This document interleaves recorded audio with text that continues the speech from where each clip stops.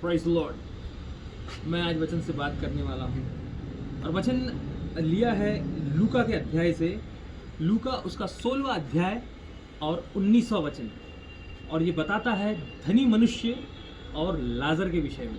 आज मैं यहाँ से बात करने वाला हूँ भाइयों बहनों। और हम देखते हैं कि कैसे एक समय में एक धनी मनुष्य हुआ करता था और उसके घर के सामने, ऐसा बाइबल कहती है कि उसकी देवड़ी पे एक निर्धन मनुष्य था। वो एक भिखारी था और उसका नाम था लाजर। और लाजर जो था इस मनुष्य के घर के दरवाजे पे था और गरीब था, गरीब क्या भिखारी था वो। उसके शरीर पे पूरे फोड़े फुंसियाँ थे, शायद पस था उसको, बहुत तकलीफ थी उसको। और यहाँ बहुत सी बातें लिखी है इस विषय में। जो सबसे अचंभे की बात है यहाँ पे कि इस धनी मनुष्य का नाम नहीं लिखा है, लेकिन लाजर का नाम लिखा हुआ है। परमेश्वर ने लाजर का नाम लिखा, जो कि एक गरीब या भिखारी था वो, लेकिन धनवान मनुष्य, उसका कुछ नहीं लिखा। बाइबल ऐसा बताती है कि धनवान मनुष्य जो था बैंजनी कपड़े पहनता, बड़े धूमधाम से रहता, बड़ी खुशियों से रहता, और लाजर एक भिखारी उसके दरवाजे पे था, भीख मांगता और उसकी दया पे था कि ये उसे कुछ खाने को दे। और शायद वो रईस व्यक्ति, वो धनवान व्यक्ति दया करके शायद कभी कुछ दे भी देता होगा। ये उनकी परिस्थिति थी। और धनवान मनुष्य बहुत सुख सुविधा में जी रहा था, बड़ी खुशी में जी रहा था। और ऐसा लिखा है कि कई बार लाजर को ऐसा लगता था कि उसकी मेज से जो झूठन गिरे वो उसे खाने की योजना और लालसा रखता था। और उसे ये लगता था कि वो मिल जाए मुझे। परिस्थिति बहुत गंभीर थी लाजर के लिए, और लाजर जो था पूरी तरह से परिस्थिति का गुलाम बन गया था। परंतु परमेश्वर का धन्यवाद हो, लाजर जैसे व्यक्ति को बाइबल में रखा है, क्योंकि लाजर जो था वो परमेश्वर में आस्था रखता था, परमेश्वर में विश्वास रखता था। ये एक विश्वास उसके पास था। उसके पास धन दौलत नहीं थी, उसके पास विश्वास था। आज के इस समय में हम बहुत आगे बढ़ रहे हैं, हर चीज़ में आगे बढ़ रहे हैं, टेक्नोलॉजी में, कार्यों में, चर्च के कार्यों में, मिनिस्ट्रीज़ में, हर चीज़ में बढ़ रहे हैं। हम सबको पैसे की ज़रूरत लगती है, लेकिन कई बार ये पैसा एक ऐसा डिवाइडिंग फोर्स बन जाता है, एक ऐसी लकीर खींच देता है। कई बार हम पैसे की ओर झुक जाते हैं, हमें लगता है यही सब कुछ है। और कई बार हम पैसे को इतना महत्व देते हैं जितना हम परमेश्वर को नहीं देते, और कहीं ना कहीं हम खो जाते हैं सिर्फ पैसों के लिए, और हम उसके लिए प्रयत्न और यत्न करते रहते हैं। बहुत सारी चीज़ों में हम परमेश्वर को नहीं पूछते, लेकिन पैसे को पूछते हैं। लेकिन धन्यवाद हो परमेश्वर का, इन सब होने के बावजूद वो हमें सिखाता है, हमें दर्शाता है, उसकी इच्छा वचन के द्वारा हमें बताता है। और कहानी ऐसे आगे बढ़ती है। बाइबल बताती है कि लाजर जो था वो देवड़ी पे बैठा है, और साथ ही साथ जो कुत्ते हैं वो आके उसको घाव को चाट रहे हैं। ये देखने में बहुत बेकार दृश्य है कि अगर हम लाजर की जगह रहते और कोई जानवर आके हमको बेवजह चाट रहा होता तो हमारे लिए बड़ा तकलीफ का विषय होता, क्योंकि लाजर के शरीर में फोड़े थे, फुंसी थे, और कुत्ता जो है उसे चाट रहे थे। बहुत से कुत्ते आके उसे चाट रहे थे, जो काफ़ी तकलीफ का विषय था। जानवर भी उसे सता रहे थे। यानी परिस्थिति में उसके साथ कोई नहीं था सिवाय परमेश्वर के। और लाजर फिर भी आगे बढ़ रहा है, लाजर फिर भी विश्वास में बढ़ रहा है। और यहाँ ऐसी बहुत सी चीज़ें हैं आज के समय में हमारे जीवन में कि कई बार क्या है, परमेश्वर का उत्तम हमें नहीं मिलता। नहीं मिलने का कारण है कई बार हमारा जो जीवन है उसमें हम परमेश्वर को समय नहीं देते। कई बार हमें प्रार्थना करने में आलस आता है, कई बार जो कार्य हमें परमेश्वर ने दिए हैं वो हम करना नहीं चाहते। हर चीज़ में एक शॉर्टकट, एक एक्सक्यूज़ डालते हैं। और आज के समय में बहुत से लोग हैं जो प्रचार कर रहे हैं, मैं भी कर रहा हूँ, बहुत से लोग कर रहे हैं। और प्रॉब्लम ये है कि आज इन्फॉर्मेशन का ज़माना है, यूट्यूब है, फेसबुक है, इंस्टाग्राम है, सब कुछ है, गॉड टीवी है, और ऐसे बहुत से माध्यम हैं जहाँ से लोग क्या कर रहे हैं, सीख रहे हैं। और सीखने के कारण क्या हो रहा है, उनको शॉर्टकट में चीज़ें मिल रही है। तो कहीं ना कहीं लोग दूसरों से लेके दूसरों को प्रचार कर रहे हैं और उससे कोई बढ़ती नहीं हो रही। आत्मिक बढ़ती नहीं होने का कारण यही है कि लाजर जैसे इच्छा रखता है कि कुछ मिल जाए खाने को, वैसे ही हम भी या बहुत से ऐसे लोग हैं, मैं किसी के ऊपर उंगली नहीं उठा रहा, ना आरोप लगा रहा हूँ, लेकिन मैं बता रहा हूँ ऐसी मानसिकता हो गई है कि लाजर जैसे उसकी तो मजबूरी थी, लेकिन हमारा आलसीपन बन गया है कि हम क्या कर रहे हैं, दूसरों से ले रहे हैं और जाके दूसरों को बांट रहे हैं, उसमें कोई बढ़ती नहीं हो रही। हमें अपना समय अगर हम दें परमेश्वर को, हम उसके पीछे जाए, पवित्र आत्मा के पीछे पड़े, पवित्र आत्मा से मांगे, उसे हम प्रार्थना करें कि हमें वचन के बारे में बता, तो पवित्र आत्मा ज़रूर हमें बताएगा, हमें आशीष देगा, हम पे दया करेगा और हम रेवलेशन को उससे लेंगे, उससे प्रकाशन लेंगे और प्रकाशन लेके हम दूसरे को देंगे।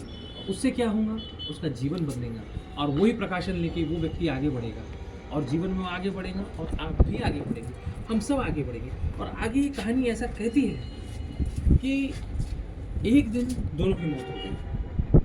बड़े अचंभे की बात है, दोनों एक साथ मारे गए और वचन ऐसा कहता है कि लाजर जो था वो भी मरा और ये धनवान व्यक्ति था वो भी मरा। अगर आप देखें तो ऐसा हुआ कि कंगाल के विषय में यही लिखा कि वो मर गया, लेकिन लाजर के विषय में ऐसा नहीं लिखा है। लाजर के विषय में लिखा है कि स्वर्गदूत आए और उसको लेके चले गए। कितनी अजीब बात है।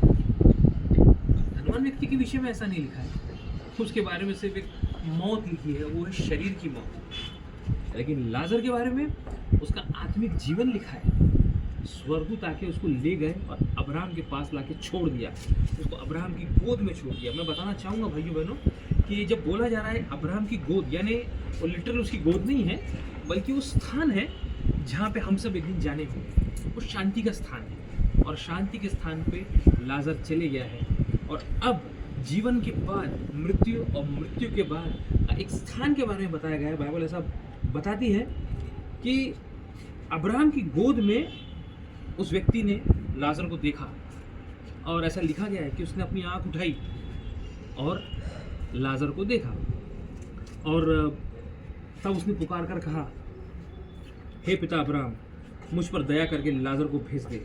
और उसके बाद वो बता रहा है कि उसके भाई बहनों के विषय में बोल रहा है। ये बड़े अचंभे की बात है कि ये आदमी धनवान तो था, लेकिन बहुत लोगों का ऐसा मानना है कि ये जानता नहीं था, परमेश्वर को नहीं जानता था, ऐसा बहुतों का मानना है। लेकिन वो धनवान भी था और वो अपने धर्म के विषय में जानता भी था, क्योंकि यहाँ पर वो एक व्यक्ति को देख रहा है और एग्जैक्टली उसका नाम लेके बोल रहा है, हे अब्राहम।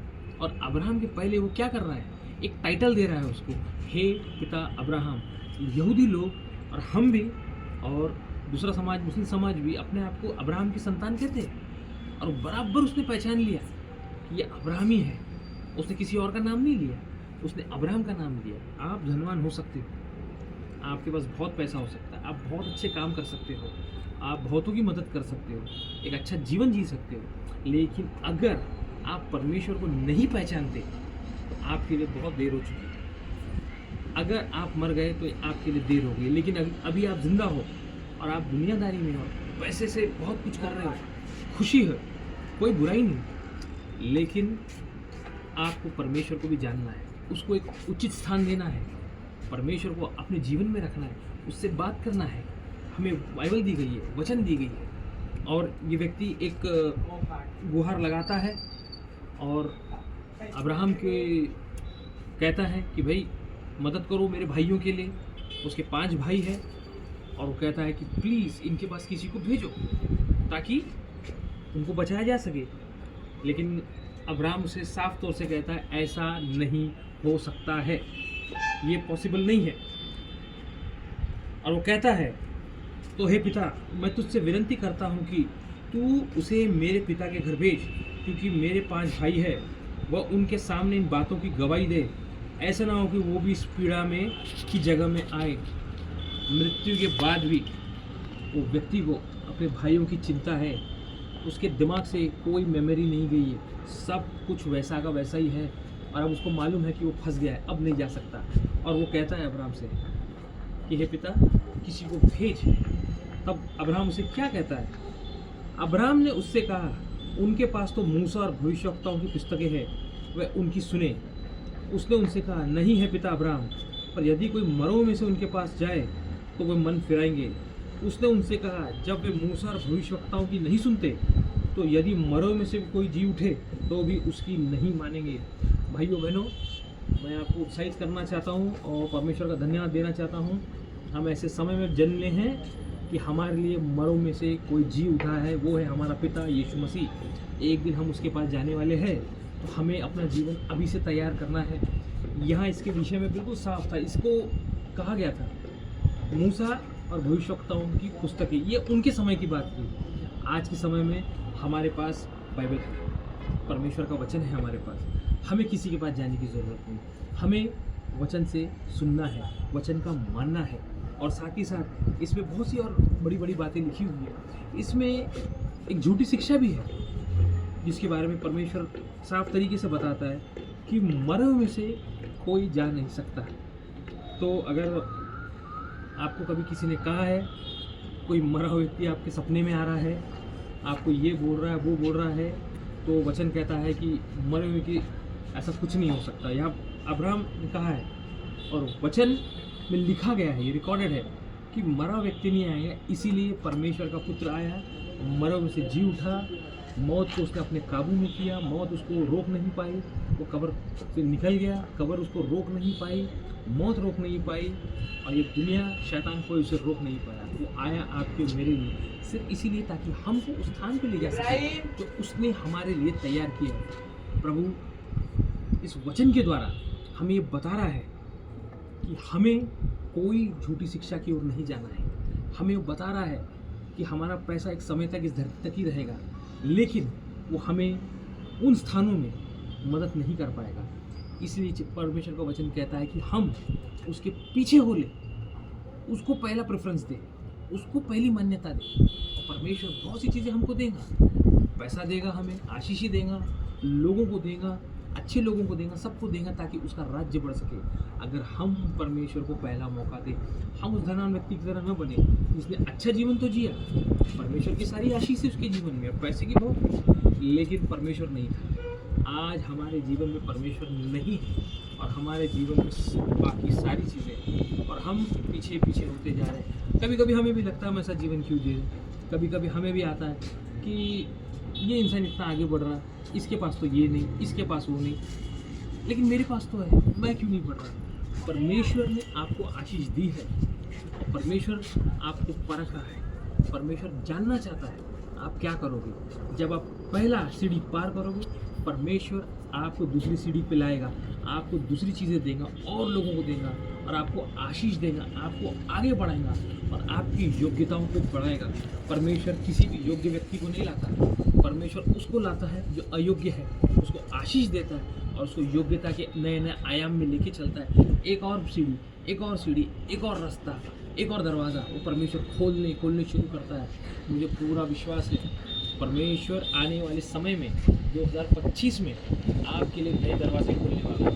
परमेश्वर आपको बहुत आशीष देने वाला है। और एक प्रार्थना के साथ मैं यहाँ रुकना चाहूँगा। यीशु मसीह, मैं प्रार्थना करता हूँ हर एक व्यक्ति जो वचन सुन रहा है, परमेश्वर उसको आशीष दे, उसको दया कर। आने वाला 2025 उसके लिए आशीष का है, उसके ऊपर दया कर पिता, और नए नए दरवाजे खोल, नए नए लोगों को जीवन मिला, ताकि पिता वो आशीष पाए और तेरे राज्य के लिए आगे बढ़े। हे मेरे पिता, सारी प्रार्थना यीशु मसीह के नाम से मांगता हूँ, आमीन। यीशु मसीह आप सबको आशीष दे, आमीन।